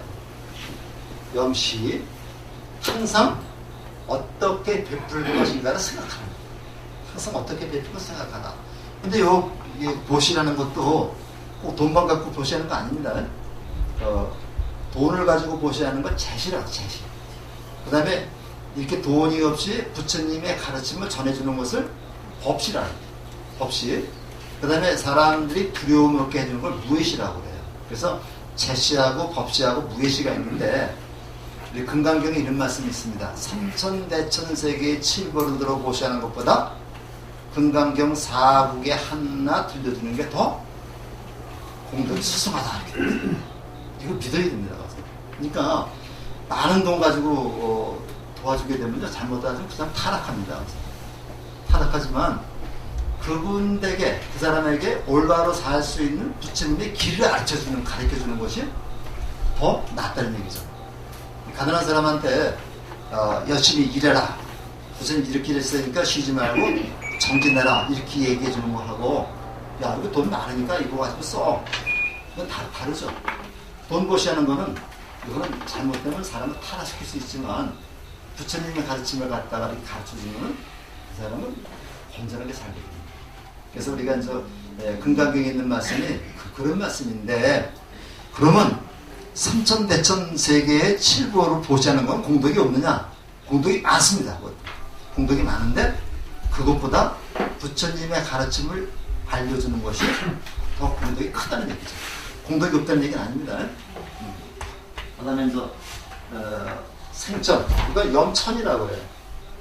염천이라고 하는데, 요거 당시에, 인도 당시에 사람들의 목표가 하늘에 태어나는 겁니다. 우리 육도윤회 해가지고 맨 밑에 뭐가 있어요? 지옥, 아기, 축생, 그 다음에 수라, 아수라, 인간, 천. 이렇게 해가지고 이걸 육도라고 그러거든요. 육도윤회인데, 우리가 지금 인간 세계에 태어났죠. 한 단계 높은 곳에 태어나기를 바라는 것이 당시 인도 사람들의 목표였었어요. 그래서 생천이 나온 겁니다. 근데 이 하늘이 몇 개가 있어요? 28개가 있죠. 하늘이 28개가 있습니다. 28개가 있는데 이게 굉장히 많이 헷갈려요. 진짜 하늘이 28개가 있어요? 진짜 지옥이 있습니까? 없어요? 축생은 있어요? 근데 이거 굉장히 잘못 알고 있는데, 우리 불교대학에 오면 그거 정도는 우리가 알아야 됩니다. 이걸 위성천이라고 그래요. 근데 지금 잘못 알면요, 이걸 의성천이라고 하는데, 우리 의식 속에서 이루어진 천입니다. 28개 단계가 있다는 얘기는 의식 속에서 28개의 단계가 있다는 얘기죠. 그 다음에 지옥, 악이, 축생은 나오는데, 지옥, 악이, 축생이 있다고 생각해도 좋고 없다고 생각해도 좋지만은, 이거는 지옥과 같은 삶, 축생과 같은 삶, 이렇게 얘기하는 겁니다. 우리가 나쁜 일을 많이 하고 악을 쌓게 되면 지옥과 같은 그런 삶을 살 수밖에 없다. 지옥이 무슨 파멸 지옥도 있고 무슨 지옥도 있고 많이 있죠. 그렇게 고통스럽게 살 수밖에 없다. 축생과 같이 먹는 것만 욕심 부리면은 그렇게 되는 거죠. 아기 다툼이라고 그러죠. 먹는 것만 얘기하면 아기와 같은 삶을 살 수밖에 없다. 그렇게 얘기하는 거지. 이것이 꼭 그냥 하늘이 층이 28개가 있다, 그런 얘기 말씀은 아닌 거죠. 그래서 우리가 냉목적으로 이렇게 하는 것보다 이렇게 하나하나 좀 들어가면은 이 우주의 질서를 우리가 알 수가 있어요. 그 다음에 교육과 보시를 통해 선업을 닦고, 이러한 선업을 통해서 소원을 성취하고 사후에 하늘나라나 극락세계에 태어난다. 그 하늘나라 극락세계가 이것이 천당입니다. 천당도 불교 용어입니다. 천당도 불교 용어인데, 이것도 우리가 기독교에 뺏겨버렸어요. 제가 첫 번째 말씀드렸는지 모르겠는데, 기도라는 말도 기독교에서 많이 쓰고 있는데, 기도라는 말 안 쓰면요, 기독교 용어 돼버립니다. 장로라는 용어 안 쓰니까 기독교 용어 돼버렸죠. 이 기도라는 말 굉장히 좋은 말이거든요. 근데 어떤 분들은 그거 기독교 용어니까 쓰지 말자. 근데 그거 아니에요. 우리가 다 찾아야 돼. 좋은 말. 그 다음에 자, 불성과 본래 부처에 대한 믿음이다. 그래서 내 자신의 내재에 있는 불성에 대한 믿음인데 이걸 이게 열의 장이라고 해요. 이게 그 장이라는 말이 나오는데 이 장이라고 하는 말은 우리가 이거 감춘다는 얘기죠. 장이라는 말인데 우리 열의 그 마음 성품이 우리 몸속에 감춰져 있다는 얘기죠. 이게 열의 장 사상입니다. 이걸 다른 말로 하면 불성이라고 그래요. 불성이라는데 우리의 마음속에는 중생의 그러한 마음도 있지만 부처의 마음도 있다. 내 마음속에는 착한 마음도 있고 선한 악한 마음도 있습니다. 우리가 애들 보면 잘 알죠. 가서 어릴 때 보면 내일 모레가 우리 시험을 보는데 중간고사를 보는데 공부를 하고 싶은 마음도 있고 옆에서 누가 놀자고 부르면은 나가서 놀고 싶은 마음도 있는 거죠. 그거 이제 이 속에서 싸웁니다. 갈등을 하는 거죠. 그래서 공부를 해야 되겠다는 마음하고 그 다음에 나가서 놀자는 마음이 갈등을 일으키는데 그래서 공부하자는 마음이 이기면 나 공부하는 거고 그 다음에 놀자는 마음이 이기면 나가 노는 거죠. 우리 마음에 중생심과 불성이 있습니다. 중생심과 불성이 있는데 이것이 갈등적인 번뇌죠. 그래서 우리가 어떻게 하면 우리가 부처님의 마음을 드러내서 부처다운 행동을 하느냐. 그래서 이런 얘기로 많이 비유를 합니다. 어린애가 길을 가다 보니까 여기 연못이 있어요. 연못이 있는데 부모를 잃은 어린애가 그 연못을 향해서 아장아장 걸어가고 있습니다. 근데 그 어린애는 물에 빠지면 죽는다는 사실을 모르죠. 근데 가고 있는데 아무리 살인마 같은 도둑놈 살인마라 하더라도 그게 자기 자식이 아니라고 하더라도 물에 빠지기 직전에 어린애를 구해주겠습니까? 안 구해주겠습니까? 구해주겠죠? 이게 바로 불성입니다. 누구나 그러니까 그 악독한 고석에도 그게 있다는 얘기예요.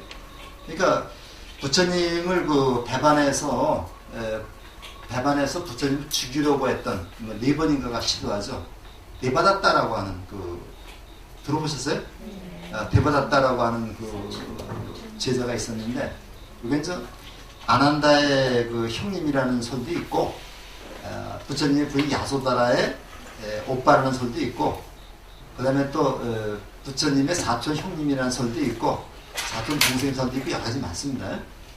그래서 2년 전인가 BTN에서 했던 붓다에서는 부처님의 사촌 형님으로 나왔어요. 지금 나와요? 거기 사촌 형님으로 나오죠. 근데 그 악독한 대받았다 마저 법화경에 가면 나중에 부처가 될 거라고 수기를 줍니다. 굉장히 우리가 잘 생각해 봐야 돼요. 왜냐면 대받았다라고는 악독한 그 사람이라도 그 마음 한 구석에 만큼은 착한 구석이 있다는 얘기죠.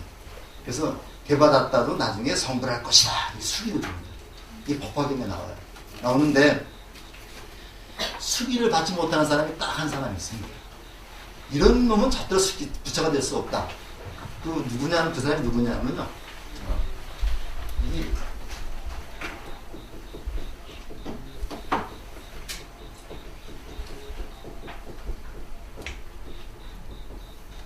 증상만이라 그래요. 이 증상만이라는 말은 어떤 뜻하는 얘기입니까? 많다는 얘기죠. 많다. 뭐가 많은 거예요? 교만한 마음.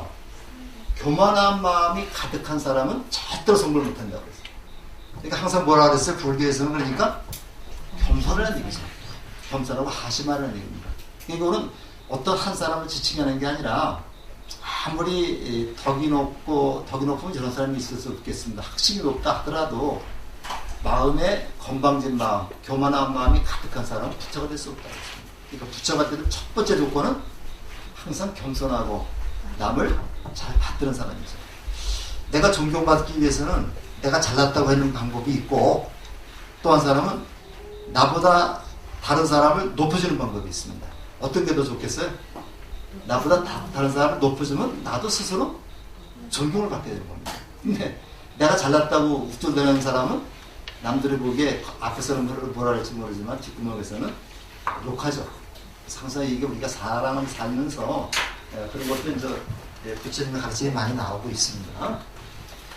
그 다음에 이제 나는 본래 부처다. 요거는 이제 우리가 그 대승불교나 선불교 가면서 그게 나옵니다. 계속 나오는데 지금 이제 우리가 이 입문 과정에서 내가 부처다라는 이런 말이 좀 어울리지 않아요. 이건 어떻게 바꿔야 되느냐면요. 내가 부처다운 행동을 할 때 나는 부처다. 이렇게 바꿔야 됩니다. 이게 이제 나는 본래 부처다고 나는 부처라고 얘기하니까 여기 바로 여기가 어디 있죠? 있는데 조금 이제 우리 불교 입문하는 분들이 이제 나도 부처고 너도 부처고 스님도 부처고 나 부처다 이렇게 너무 곤란한 거죠. 내가 부처다운 행동을 할 때 내가 부처가 되는 거지. 내가 부처다운 행동을 하지 못하면 나는 부처가 아닙니다. 그 다음에 어빈과보인데 이거 그냥 넘어가겠습니다. 뭐 일자가 이제 원인들에 인해서 어떤 결과를 받는다는 얘기인데 요게 이제 많이 나오는데 인과응보라고 그러죠. 요걸 너무 빗다 보면은 내가 어떤 악업을 지었기 때문에 나는 노력해도 나는 행복할 수 없다. 이렇게 이제 운명론에 빠지게 되거든요. 근데 불교는 운명론이 아니죠. 내가 어떤 악업을 많이 지었더라도 내가 수행을 통해서 기도를 통해서 그 업을 내가 소멸시킬 수가 있어요.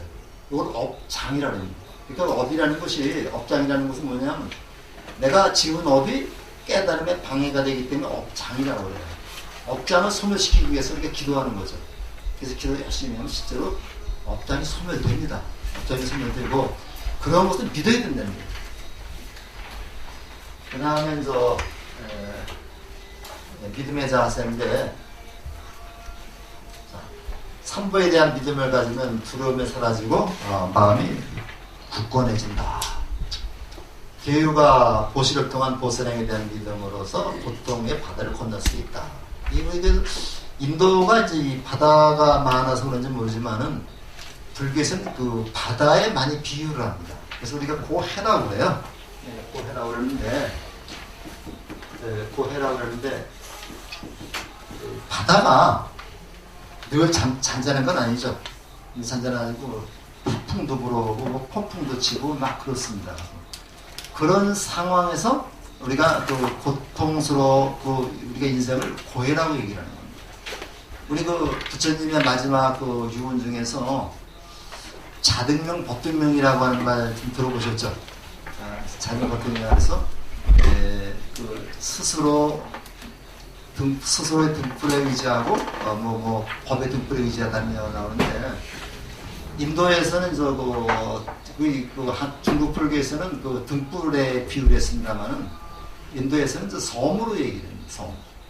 섬으로 얘기를 해가지고 이렇게 막 그 고해 요란한 그 바다 속에서 편히 쉴 수 있는 곳이 섬이죠.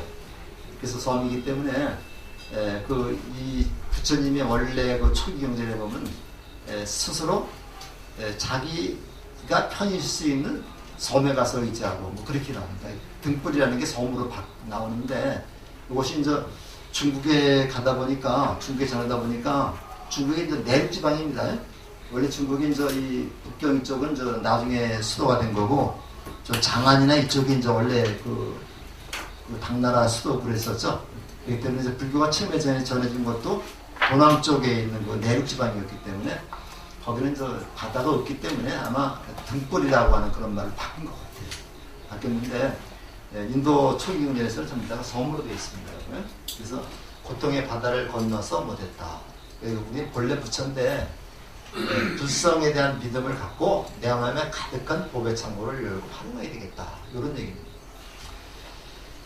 그 다음에 두려움은 사라지고 내면의 힘이 생기면 참다운 행복이 열린다. 뭐 그런 얘기가 나오고요. 그럼 부처님은 어떤 분이냐? 모든 것을 버렸고 됐다. 아까 요거 열의 10%를 보시면 부처님 이해가 갑니다. 이것을 넘어가시면 되겠고요. 부다는 요런 분이다. 그 붓다라고 하는 말이 이것이 이제 그 영어가 아니라 여기 산스크리스트 인도 말이거든요. 그래서 붓다인데 요거를 저 한자로 옮길 때, 이거 한자로 옮길 때 이제 요거를 불타라고 옮겼습니다. 이렇게 옮겼는데 요게 이제 그 붓다라고 하는 말이죠.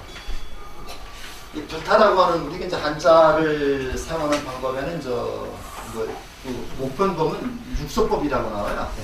거기 나오면 그 뜻을 그렇게 풀어서 옮긴 것이 아니라 붓다라고 하는 인도말을 음으로만 그 차용한 겁니다. 그러니까 사실은 요 말은요, 요 말이나 요 말은 뜻이 없는 겁니다.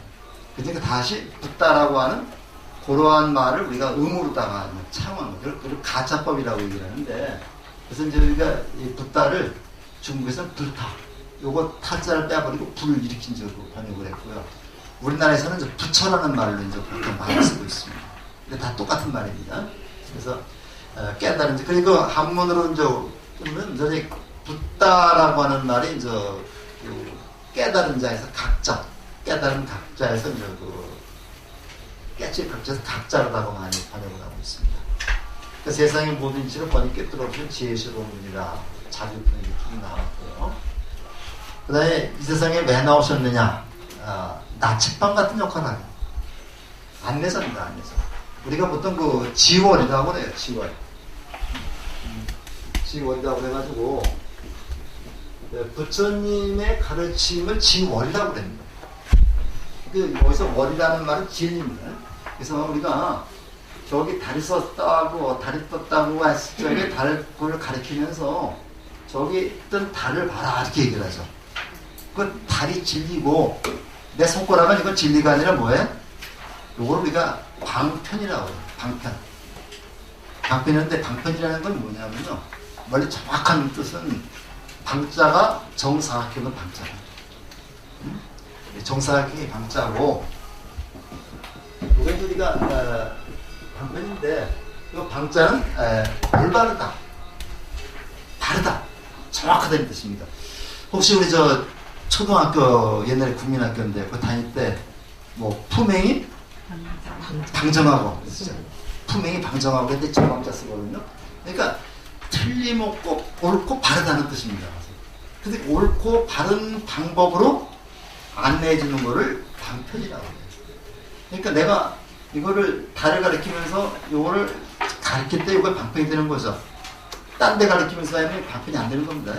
근데 쉽게 얘기하면 요거는 목적을 이루기 위한 올바른 수단을 얘기하는 거예요. 근데 이게 굉장히 중요합니다. 이게 중요한데 우리가 달을 가리키면서 저걸 보라고 했을 때 우리는 뭐 안 봐요? 손가락만 보고 있습니다. 손가락만 보고 있으면 여기 달을 못 보는 거죠. 그렇기 때문에 잘못되면 방편과 목표를 혼동하는 경우가 있어요. 근데 방편은 방편일 뿐입니다. 근데 우리 이제 불교 집안에서도 이제 이건 방편이라고 하면서 방편하고 목적을 막 혼동해 쓰기 때문에 부처님의 가르침을 배우는 게 목적이 아니라 부처님처럼 되는 게 목적이죠. 불교 목표 그렇습니다. 가르침 경전은 암만 많이 외워도 소용없어요. 내가 부처가 돼야 되는 거죠. 배고픈 사람한테 밥의 유익한 점, 밥의 좋은 점은 암만 설명해봐야 소용이 없습니다. 다 뭘 해줘야 돼요? 밥을 먹게 해줘야 되는 거죠. 밥을 먹여줘야 되는 거죠. 근데 우리 불교가 과연 그걸 하고 있느냐? 그걸 하고 있느냐고 문제입니다. 이웃 정부에서 그거 굉장히 많이 하고 있어요. 그리고 이제 복지관 어디 광주 잠깐 뉴스에서 봤는데 광주 불교 어떻게 얘기를 하면서 거기 복지관이 광주 전남 쪽에 1,200 얼마인데 몇 개인데 불교에서 운영하는 건 100개가 안 되더라고요. 우리가 이제 이런 것이 문제가 되는 거죠. 말만 해서 부처님을 가르쳐 얼마나 훌륭하다고 얘기해주면 뭐랍니까? 실제로 행동으로 보여줘야 되는 거죠. 베풀어야 되는 거죠. 그렇기 때문에 제가 이제 희양이라는 것이 굉장히 중요하다고 말씀드려요. 그래서 우리는 이론적으로만 부처님의 가르침을 공부하는 게 아니라 요게 이제 가슴까지 내려와야 돼요. 근데 머리로는 공부가 되는데 이 가슴은 안 내려오는. 가슴으로 내려와서 감동을 줄 수 있어야 되거든요. 그러면 실천하게 되는데 우리가 이제 이런 그 나침반과 같은 역할을 해야 되겠다. 이렇게 이제 보고요. 그 다음에 이제 몇 개 많나요? 굉장히 많죠? 한 분이 아니다. 이건 저 법주산 6배우이고요. 굉장히 많습니다. 근데 너무 이거 어려워서 연등불, 엮으면 어려워서 요거 또 계속 얘기를 할 텐데 근데 사실은 부처님은 누구밖에 없는 거예요. 석가모니 부처님밖에 없는 거죠. 근데 석가모니 부처님이 법을 말씀하시면서 계속 아미타불도 말씀하시고 모두 말씀하시고 다 해결합니다. 그래서 그 관세음보살 보온품이라고 이제 법화경에서는 관세음보살 보온품에서 관세음보살 말씀을 하세요. 아미타경에서는 아미타불 말씀하시는 거고, 그 다음에 이제 화엄경에서는 또 보현보살을 말씀하고, 이렇게 하니까 굉장히 헷갈리는데, 요거 개념이 정리돼야 되면 굉장히 시간이 많이 걸려요. 그래서 우리가 이제 과거 연등불, 석가모니불, 이렇게 그리고 삼세불이라고 말하고, 요거는 이제 사방불이라고 해가지고, 이제 가운데 그 석가모니불이 있고, 서방정토는 뭐 극락세계, 죽음의 세계이니까, 요거는 서방정토에 있고, 약사에는 이제 요거는 그 아픈 사람을 고쳐주는 거죠. 그러니까 뭐가 필요해요? 빛이 필요한 거죠. 그렇죠? 보통 불교에서는 어둠을 이제 그 좋지 않은 존재, 빛을 깨달은 존재를 보기 때문에 약사는 동쪽에 있습니다. 그래서 우리 대원무전에도 보면 저 석가모니불이 가운데 계시고 양쪽에 약사열애하고 아미타불 모신 또 정각이 있습니다. 이거는 나중에 말씀드리겠습니다. 이것을 우리가 삼계불이라고 해요. 그 다음에 또 삼신불가 되게 어려운 개념이 어려운 거거든요. 법신, 보신, 화신인데 이거는 저 비유해서 좀 말씀을 드리겠습니다. 진리가 있어요. 이 세상에 변치 않는 진리가 있으면은 이 진리를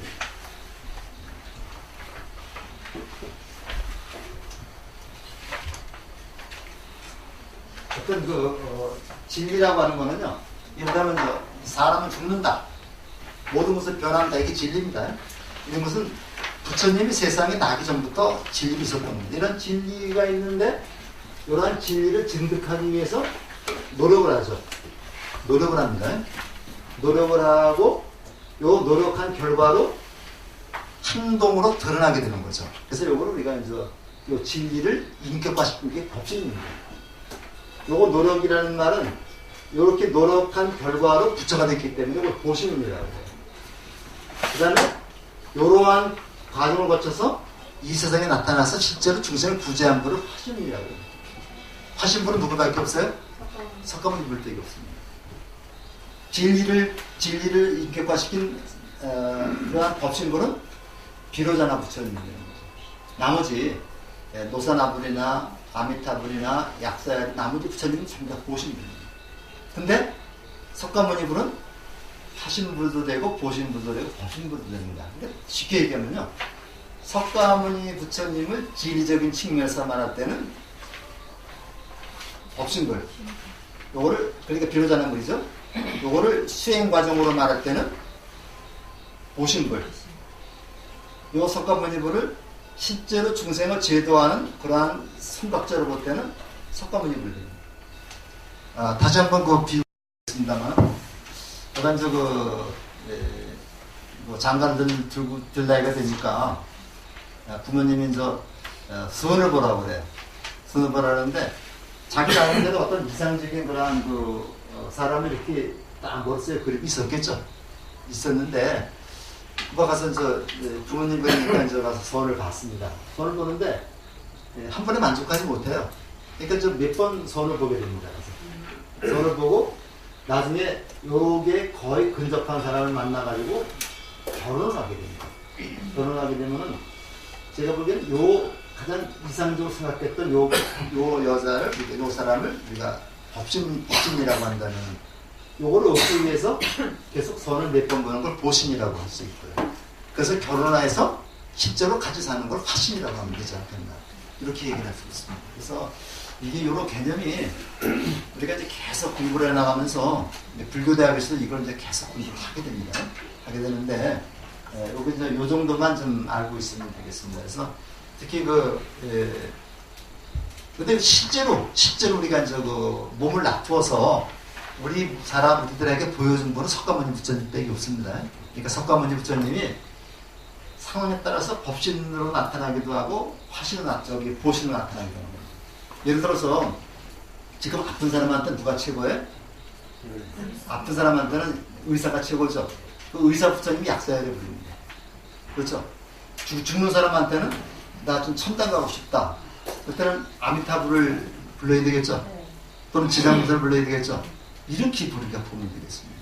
그러니까 다른 것이 아니라 나한테 밥을 주는, 배고플 때 밥 주는 사람이 부처님이고, 목마를 때 물 떠다 주는 사람이 부처님이고, 이렇게 생각하면 되는 거죠. 그럼 집안에 다 부처님 다 계시죠? 그 다음에 요거 자비 화신인데, 요거는 이제 우리가 화신이라고 그러는데, 유일한 그러니까 이제 그분 많이 물어요. 그러면 그 부처님 관세음보살은 여자입니까 남자입니까? 여자예요 남자예요? 석가모니 부처님은 누굽니까? 확실히 남자죠. 나머지 부처님이나 보살님들은 전부 다 법신이기 때문에 남자 여자라는 성이 없습니다. 그렇다고 중성도 아닙니다. 성을 구분하지 않는다는 얘기죠.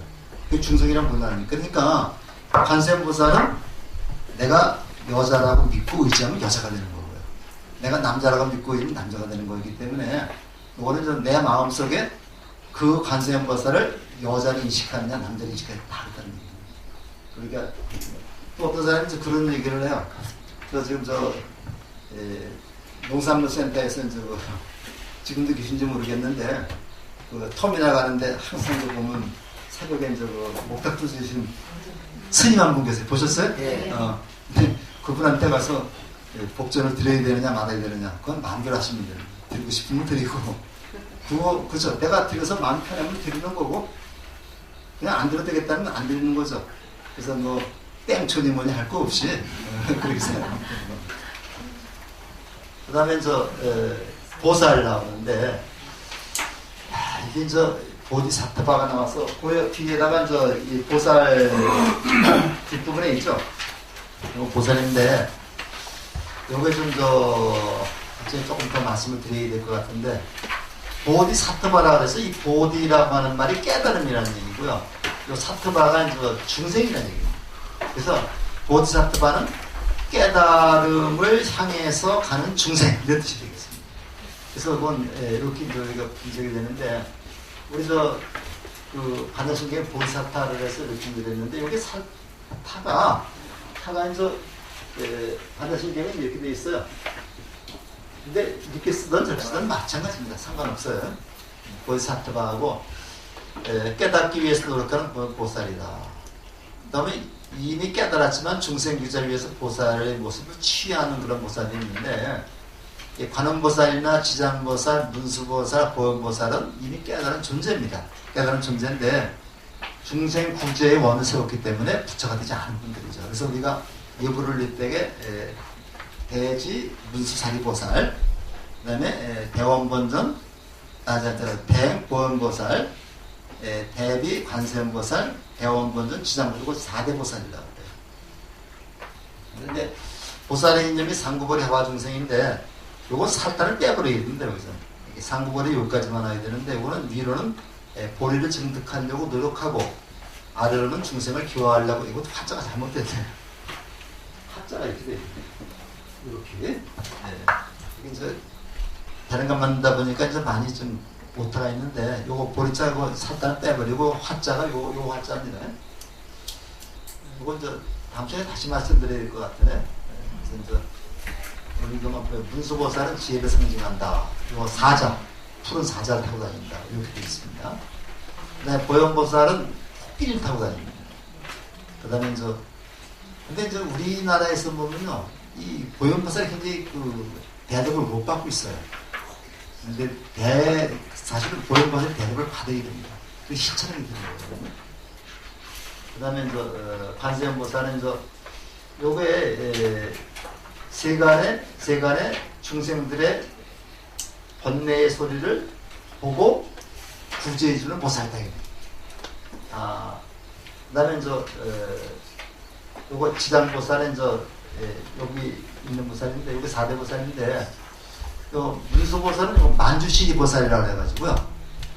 요것은 문수보살, 요거는 가짜법입니다. 문수에서 뭐 글이 뛰어나다는 그런 얘기가 아니라, 요거는 만주시리라고 하는 말을 이렇게 음을 본따서 맞는 거고, 나머지 좀 다 뜻으로 바꾼 겁니다. 이렇게 이제 관세음보살 같은 경우는 아바로떼 데스바라가 이렇게 얘기를 해가지고 얘기를 하는데, 그 세보살의 이름은 우리말 한문으로 바꾼, 이름을 뜻으로 바꾼 보살이고, 문수보살은 그냥 음차한 그런 보살이 되겠습니다. 이거 도서람 지장보살이 나오는데요. 요즘에 여기 한번 가보면 굉장히 좋죠. 선운사 가면 꽃노릇이 그냥 시뻘겋습니다. 그래서 여기 선운사에서 도서람까지 1시간 정도 걸리는데, 선운사 입구부터 장어 만점 입구부터 시작해서 도서람까지 꽃노릇이 아주 새빨갛습니다. 요새같이 보기 좋을 때 한번 좀 가보시고, 여기 선운사에 지장보살이 또 있고, 일부까지 갔다 온 보살이 있고, 그 다음에 도서람의 지장보살이 있고, 참당암이라고 하는데 또 지장보살이 있는데, 전 제가 본 지장보살 중에서 이 도서람 지장보살이 가장 아름다운 보살을 생각합니다. 그래서 도서람 내원궁에 이제 있는데, 선운사 한번 가시면은 여기 선운사에 있는 지장보살 보시고 도서람까지 한번 올라가 보시면 1시간 정도 올라갑니다. 그러면 요즘 가면 그냥 꽃무릇이 새빨갛게 펴서 아주 굉장히 좋습니다. 그 다음에 우리도 보살의 품으로 가는데, 이 보살의 요 할머 식찬하면서 보살 행이라고 해요. 그래서 요거 보살에 대해서 다음 시간에 조금 더 보충 설명드리겠습니다. 그 다음에 신중님. 불교에서는 이 신이 우리 경에 대해서 하는 거지만은 이거는 부처님을 보호해주는 역할을 합니다. 그런 얘기고요. 그래서 이것도 쭉 나오는데 나중에 또 이거는 더 말씀을 드릴 거고요.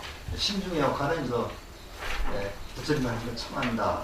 그다음에 이렇게 얘기하는데, 어떤 스님들은 또 잘못해서 우리를 지켜주는 사람이 신중님이기 때문에 신중 기도를 열심히 해야 된다, 이렇게 하는 분들이 있는데, 물론 중요하겠지만 역시 불교는 기구는 부처님입니다. 부처님 중에서 석가모니 부처님입니다. 석가모니 부처님이 중심이 돼서 거기서 보살도도 있고 신중도도 있는데, 우리 한국 불교가 요새 석가모니 부처님 십종이 돼버렸어요. 십종이 돼버려가지고 거기에 관음보살, 관세음보살, 지장보살인데, 요새 요 근래에 지장도량이 굉장히 많이 늘어나고 있습니다. 지장도량이 늘어난다는 건 무슨 얘기예요? 제사. 그쪽에 너무 치중한다는 얘기죠. 근데 그거는 아주 불교가 좀 잘못 방편을 앞세우는 그런 면에 대해서, 우리 불교대학에서는 정근을 꼭 석가모니부로 정근을 합니다. 이게 석가모니부로 정근하는 게 원칙입니다. 여기 여러 가지 나오는데, 이건 절에 가서 한번 보시면서 설명을 드리겠습니다. 그래서 그냥 이렇게 하고, 보살님에 대해서는 다음 시간에 조금 더 말씀을 드리고서 넘어가겠습니다.